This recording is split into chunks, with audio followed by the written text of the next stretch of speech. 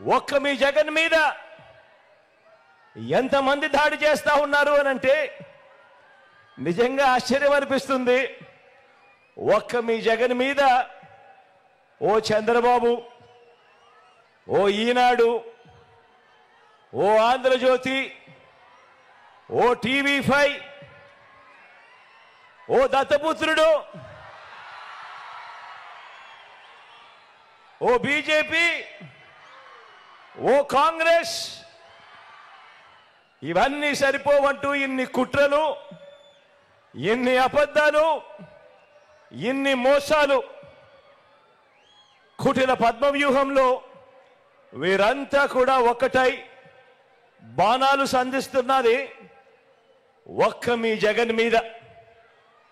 మీకు మంచి చేసిన మీ బిడ్డ మీద, మీకు ఆ మంచికి మధ్య మీ సేవకుడిగా ఉన్న ఒక్క మీ బిడ్డ మీద ఇంతమంది దాడి చేస్తా ఉన్నారు. అయినా మీ బిడ్డ అదరుడు, అయినా మీ బిడ్డ బెదరుడు. కారణం ప్రజలనే శ్రీకృష్ణుడి అండ ఉన్న అర్జునుడు మీ బిడ్డ. చేసిన మంచి మీద ఆ దేవుడి మీద నమ్మకం ఉంది కాబట్టి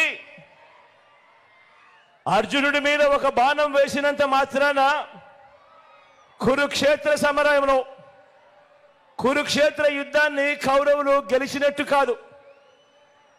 ఒక బాణం వేసినంత మాత్రాన, జగన్ మీద ఒక రాయి విసిరినంత మాత్రాన,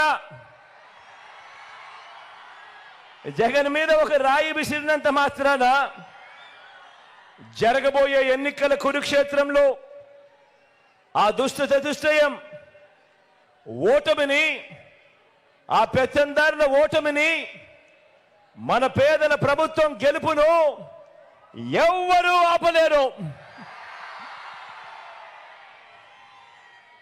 ఇలాంటి దాడుల వల్ల నా సంకల్పం చెక్కు చెదరదు. పైగా ఈ స్థాయికి వీరు దిగజారారు అనంటే దాని అర్థం ఏమిటి?